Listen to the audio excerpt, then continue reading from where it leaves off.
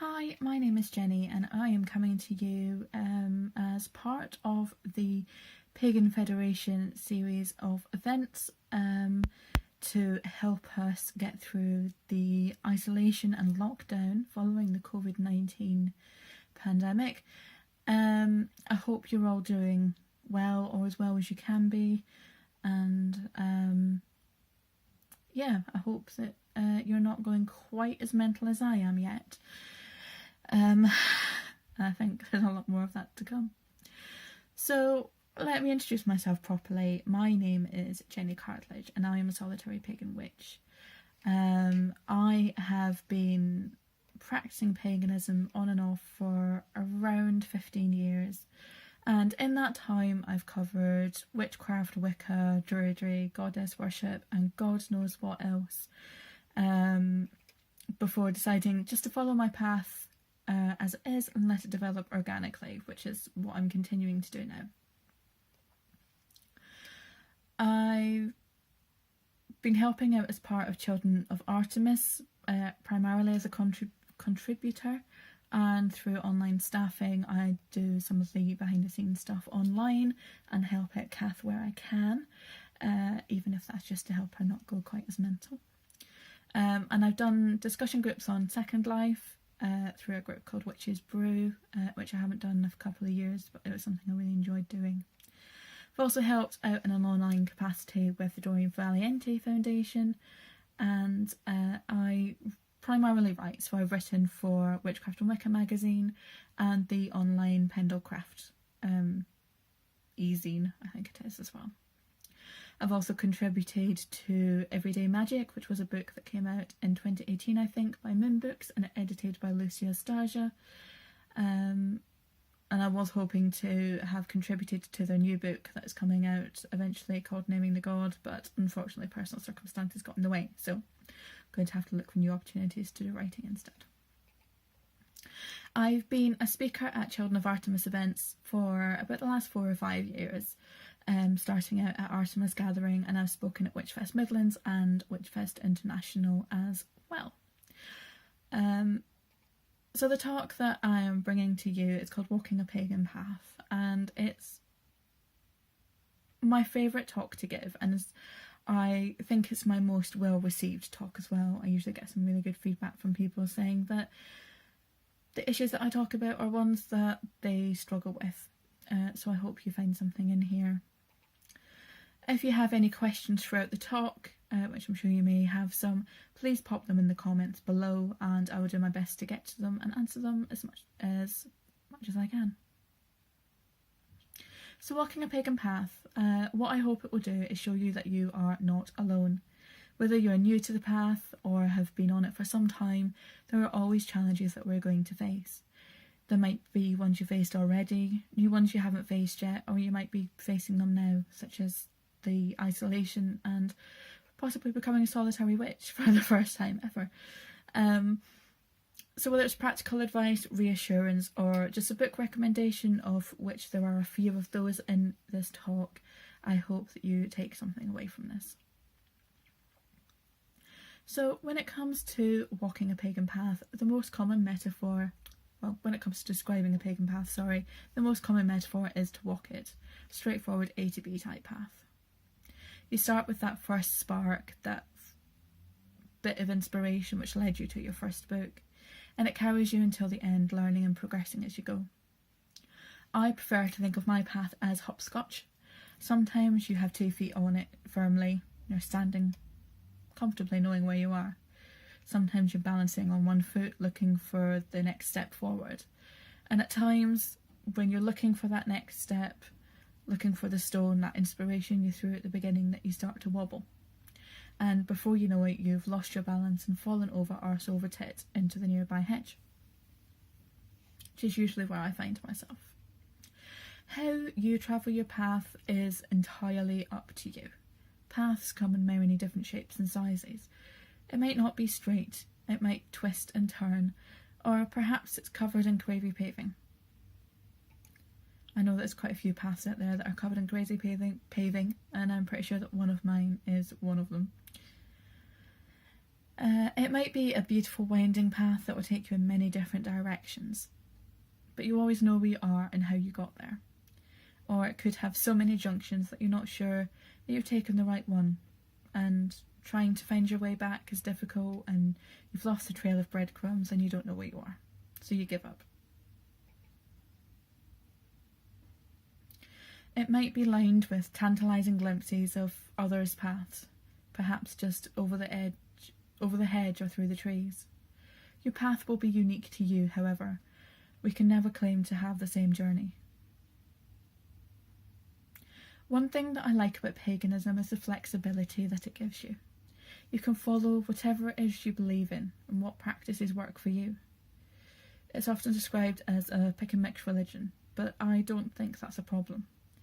If you're confident that what you're doing is right for you and it's what you believe, then go for it.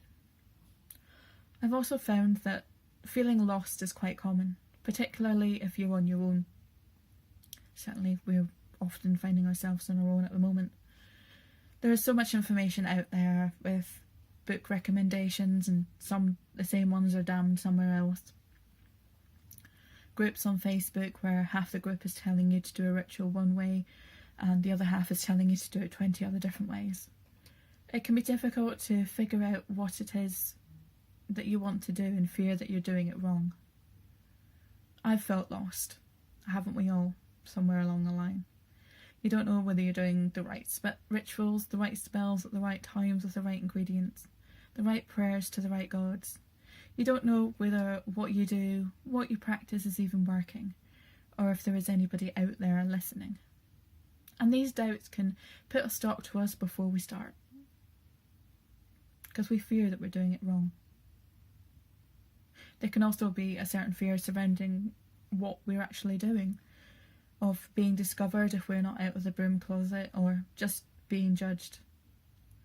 I previously feared doing spell work because I was worried that it was going to go wrong, and that partly that it was going to work.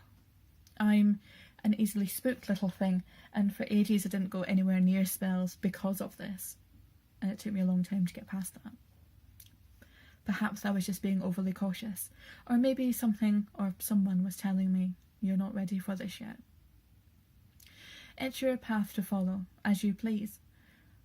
I don't believe that you can do anything wrong.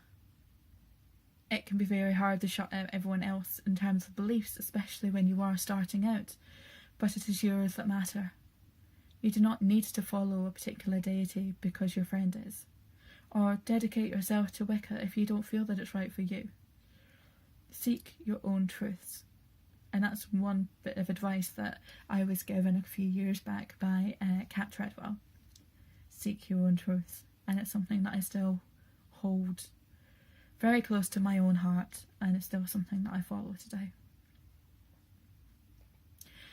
Many people, myself included, when they are starting, they will set off following a set path like Wicca or Druidry, or perhaps just start looking into witchcraft. And what I discovered is that I learned that this was a perfect way to find out what I did and didn't like, what I felt was right for me. There was no need to follow anything named. Experience many things. It can help you find out what is right for you and what isn't right for you. One of my first glimpses into paganism was Doreen Valiente's Natural Magic. And it's a book about magic, with what I would call magic. There is chapters on magic of the elements, herbs, cards, amulets, and sex, which the latter was the reason why my dad hid it in a cupboard from me when I was 16. Only when he disappeared off downstairs, I went and fetched it out of that cupboard after he'd safely gone.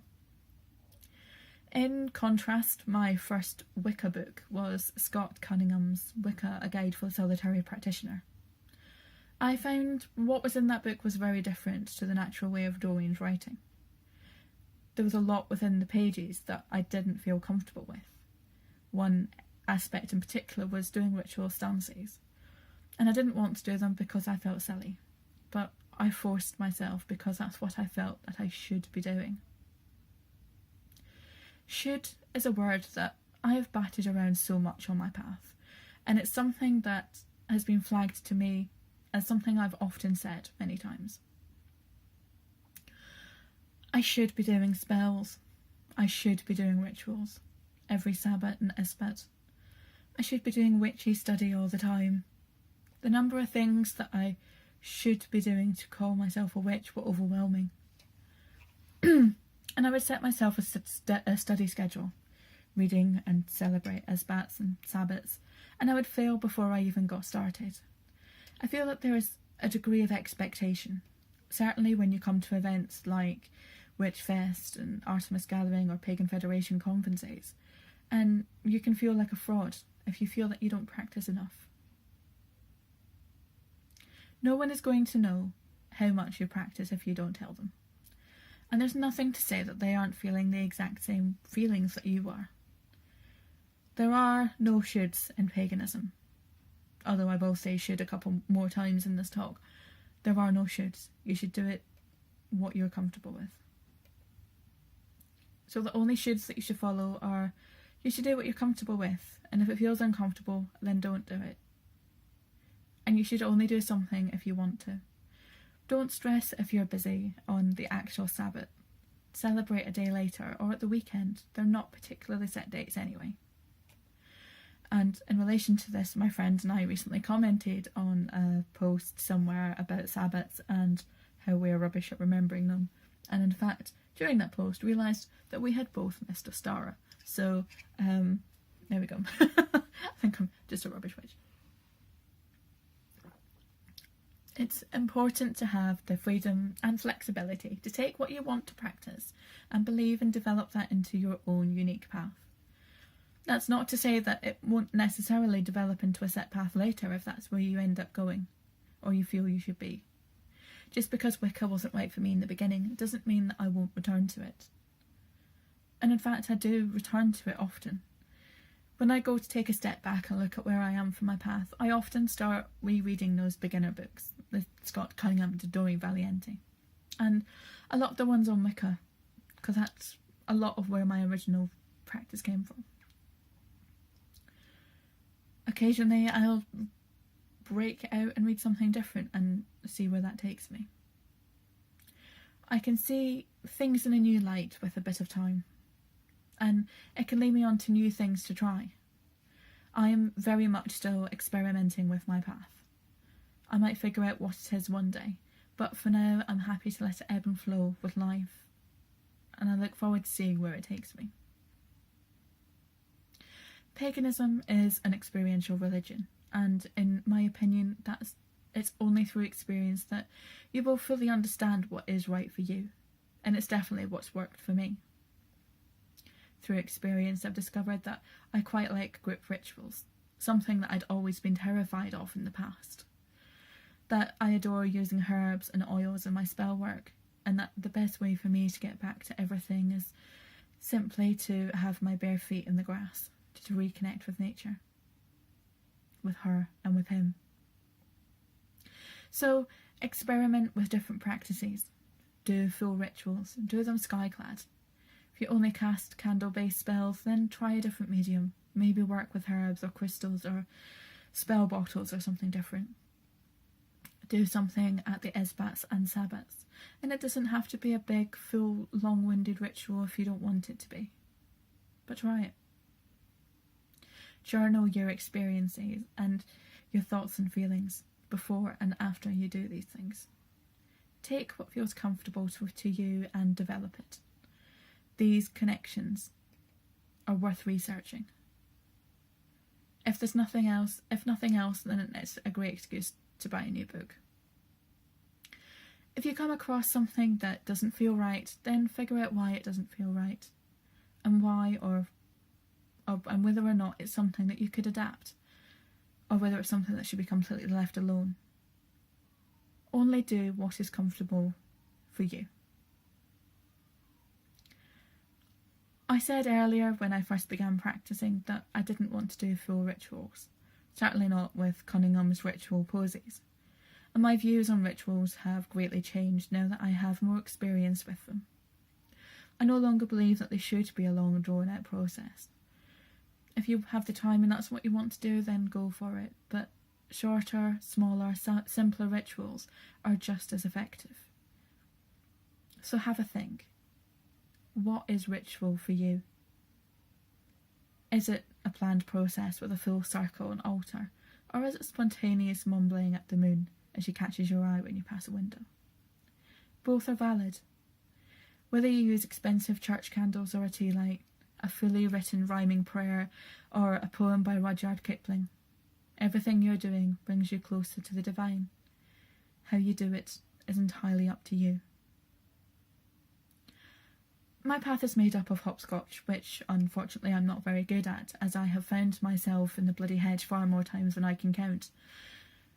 We all take time away from our paths. In fact, we are probably taking time away from them at the moment, as we are caring for loved ones or trying to homeschool, and good luck if you're trying to do that. And when we take the time away, we will end up in the hedge somewhere down the line. And I can promise you that most of the people who will provide talks at these events, or who you read, the books you read from, will have been in the same situation somewhere along the line. We all know that life gets in the way. Whether it's work, family, health, pandemics, or more personal issues. And again, it goes back to should we feel guilty for stepping away and still calling ourselves pagan or witches. And as I sit here now, I couldn't tell you the last time that I practiced my faith.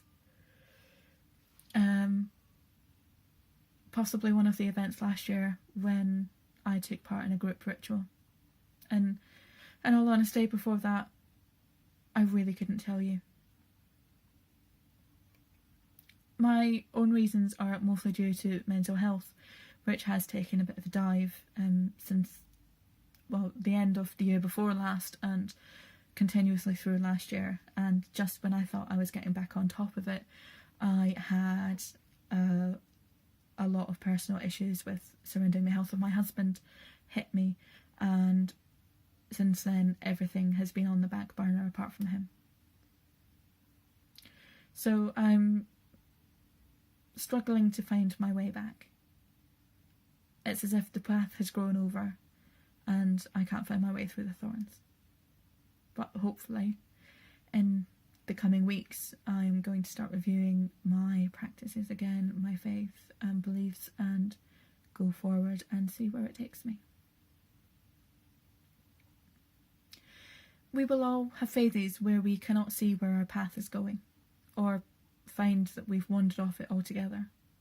And sometimes I fear I won't find my way back with everything that's going on, and wonder what I'll do with all the books that I've yet to read. There's quite a to-read pile. It's like somewhere up here. These periods also become time for questioning, not just about why you have so many books that you have not read, but about your beliefs. Am I following the right path? Why am I finding it so difficult to follow right now? What do I actually believe? Do I believe? And these are all valid questions that we all ask ourselves at some point. And in my opinion, there are questions that we should be asking ourselves at some point. And I believe it's healthy to question your beliefs. So yeah, do it often. There are so many things out there that we read or we can take away from a talk or an article. We can find that these things can often be contradictory to what we already do or what we believe. There are plenty of questionable things out there in paganism. I've read many of them, and I'm sure you've probably come across them yourselves. But because they are published in a book or published elsewhere by someone famous, then it's very easy to believe in them blindly. When you're reading or thinking about context, or listening to someone talk and have a thought about a point that speaks to you, write it down. Why do you disagree or agree with what's being said? Does this coincide with your own experiences, or is it a gut feeling? Is it something that you can explore further? Have you questioned every aspect of your path and whether or not it feels right to you? Why have you begun to question your beliefs? Is it something that's happened to you personally, or is it something that's going on in the wider world causing you to lose faith? I often find that in periods of global disharmony, and I'm not mentioning the pandemic here because primarily I put this bit in my talk in relation to Brexit, but we can become disillusioned with the world and by beliefs and faith, and often wonder how we can live in a world of chaos. But this is when we need them most. In 2011, I began questioning my beliefs. I was newlywed in the August, and by October I felt a bit empty. I initially put it down to post-wedding blues, but I quickly felt like it was something else. I felt disconnected from my path. I wasn't just sitting in the hedge anymore, I was sitting in the middle of a field, and the path was nowhere in sight.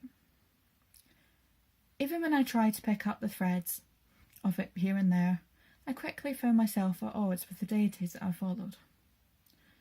They were from different pantheons, Egyptian and Celtic, Isis and Canonis. I remember reading a lot at the time with conflicting views on mixing pantheons. Both Isis and Canonis appeared to me in various forms, so I wanted to keep following them. But I was beginning to doubt that that was right, and whether I should swap them about. At Witchfest that year, which was my first one, I heard a talk by the venerable Professor Ronald Hutton talk on the religion of ancient Britain. And it was during that talk that I discovered the Romano-British pantheon, which wasn't a pantheon that I'd had considered as existing before, but Isis and Canonis came under that. And at the time, I was happy with this discovery and went away to do some more research on it. So this was my aha moment, and now my beliefs have changed again since 2011. Different deities came to me for different reasons, and I'm quite happy looking at deities from different pantheons as opposed to assuming I have to follow deities from one pantheon. But for me, this was an important step at the time. My view of deities has become somewhat shaped by Neil Gaiman's American Gods. Mainly by the book, because I'd read that way before the TV series came into existence, but the TV series is excellent as well. The concept is more or less, where the people go, the gods go. The customs and beliefs of so many have reached the shores of Britain and other countries everywhere else.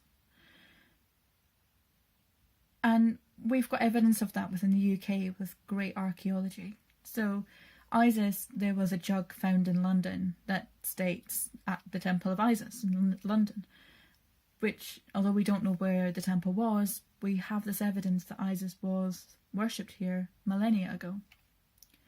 A figure of Canonis was found in Cambridgeshire, and while it's thought that they were worshipped here anyway, this is the first physical evidence that we have of Canonis in Britain. And there's evidence of other gods that may surprise you, like Astarte and Thoth and Hecate. There's archaeological evidence of all of them here within the United Kingdom.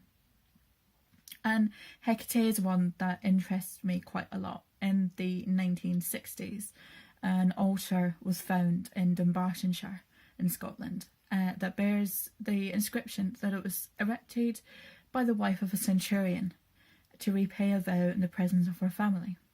And it's dedicated to the celestial goddess of the woodlands and the crossroads. Now, the woodlands would suggest Diana, but the crossroads is undoubtedly Hecate. And there is a good book, another book recommendation, that goes on about the gods that have come to Britain by Sarita d'Este and David Rankin, and that is The Isle of Many Gods. And it's sort of like a mini encyclopedia, A to Z kind of book, and that goes into a lot of them, either whether it's just like a little snippet or as much information as they could find when they were doing the research. But these aha moments, such as the one that I had at Witchfest, are important, especially if we find our path is becoming stagnant or faltering. They drive us and push us forward into new fields of research. They can open your eyes to new aspects that can be brought on into your path. It's finding out which direction to go when you reach a crossroads, or even which gap in the hedge to go through, so that you can find your path again. And that can lead you in an entirely different direction to where you thought you were going. When you have your eureka moment, things just click into place. There is no telling when it will come. It could be when you're reading a book or an article, during one of the talks that Pagan Federation are putting on, or a talk you've already had. It can be something that just springs to mind when you're walking down the aisles of Tesco. Write whatever it is that comes to mind and meditate on it. If it's something you wrote down to look into later, then make sure that you do.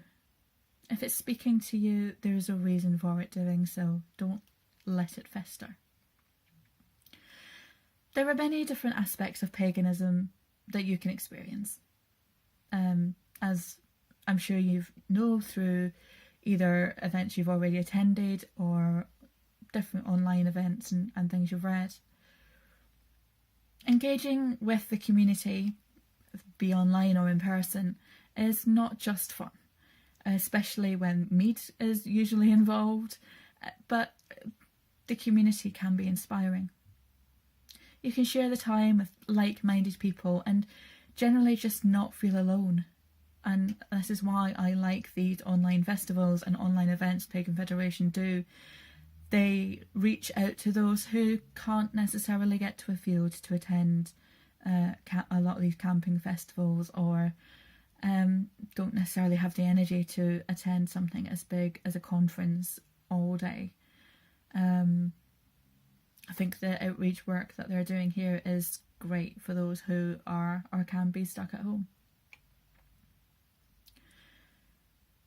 And whether it's chats over discussion groups or with trading tables or discussions at the end of talks, for those who practice on their own and have no other or very little pagan community around them, things like this are essential. And of course, as I said, physical events aren't always possible.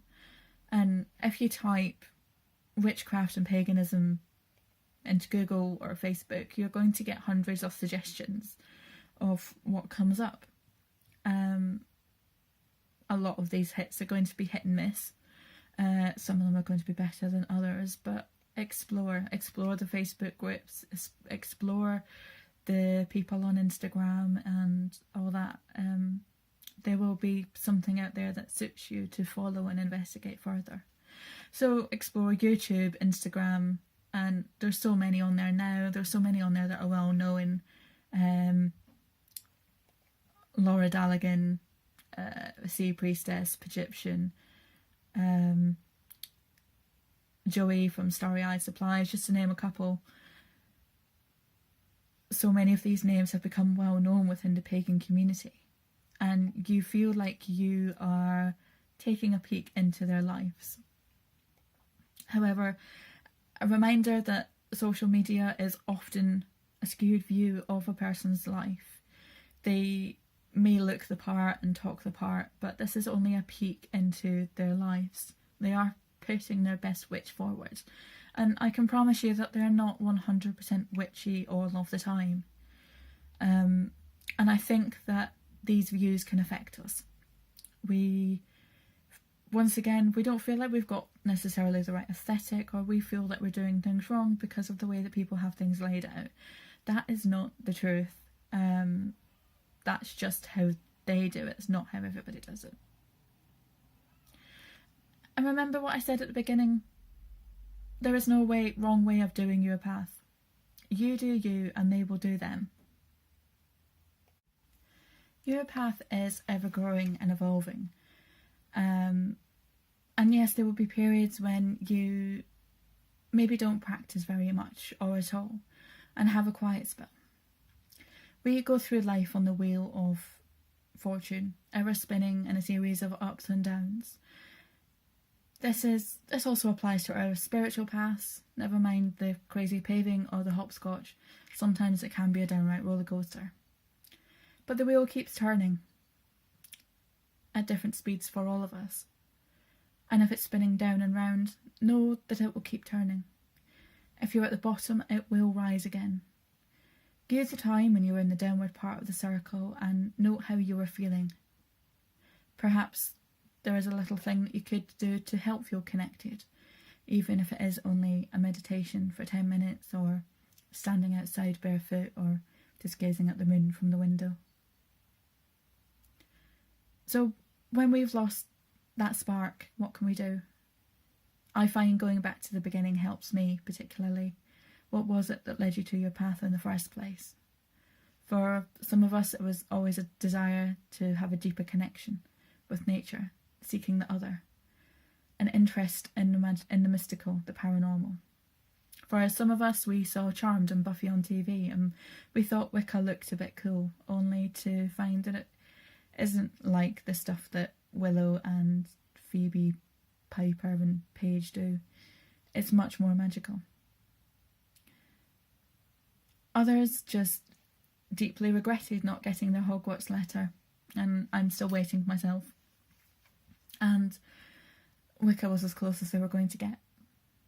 Of course, your origins as to how you first discovered your path do not matter in terms of validity. I know a few people, myself included, who got into real witchcraft through more famous representations when we were teen witches. And it's along with my love for being outside and in nature. I grew up in a village in the middle of the countryside, so it was great. I had access to nature everywhere. But I still think the teen witches can be viewed as a bit fluffy, but they're just beginning. And a lot of us started out when we were teens. And even big names like Vivian Crowley and Cassandra Eason. And it doesn't matter how you found your path. All paths are valid. Read. I always find pagans are like magpies when it comes to books. It doesn't matter whether it's a witchy book or a fiction book. Most of them probably have a to-read pile taller than themselves. Find an unread book that maybe you bought last year or even a few years before that. Is it something that you're still interested in? Or is it something that you can maybe pass on to somebody else? Reread your beginner books. Pick up Scott Cunningham, Doreen Valiente, Kate West, whoever you started with, and read them again. Grab one that's been recommended by a friend. Read one that they recommended against you reading. It's important for you to form your own opinions, and I think that's something that we miss. When it comes to various materials, you have to read them yourself and decide what it is that you want to take away from that. Read those articles that you have bookmarked on Facebook that are hidden away and forgotten about. Those magazines that you might have just flicked through, whether it's Witchcraft and Wicca, Pagan Dawn or Magical Times. Read your Book of Shadows. What's in there? Are there notes of things that you wanted to research but haven't? Have you written something down that didn't work but you didn't write why it didn't work or why you think it didn't work? Look into it. Find one thread from the tangled ball. Pull on it gently and see where it leads you. And if you get stuck or you reach the end of that particular thread or what you're looking at you don't like, then stop and pull on another thread and see where that takes you. Find new ways of challenging yourself. If you do the same thing every asbat, then how can you make it different? Challenges do not need to be difficult, but push yourself out of your comfort zone just that little bit. You'll find the ability to do things that you never thought possible, and it can take you further in your craft. It also keeps things interesting, as opposed to doing the same thing over and over again. So take part in rituals, volunteer to call quarters, look at social media challenges, whether it's a 30-day tarot challenge or simply sitting with the moon for a full cycle, feeling the ebb and flow of its energies. Connect with the elements, and I know this can be a little bit hard at the moment, but spend time outside, even if it's just in the back garden. Or do something a bit more drastic, which we may not have the opportunity to do this year, but next year maybe try doing a fire walk. The fire walk at Artemis Gathering is one of my most favourite things and most magical and empowering things to do in the world, and I love it. So if you can, I would highly recommend doing it. There is nothing like walking over hot burning coals and thinking, fuck yeah, if I can do this, then I can do anything. And at the end of the day, it's about the journey, and it's about your journey. You might start and stop, and you might wander off the path to sit in the hedge for a bit, or the field over the hill. Take in the view of where you are, and think of where you are. In the end, the path and your journey keep going.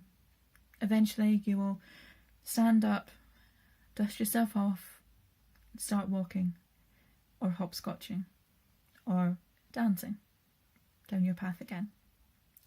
So I will finish with the wisdom of J.R.R. Tolkien. Not all those who wander are lost. And it's true. So keep wandering.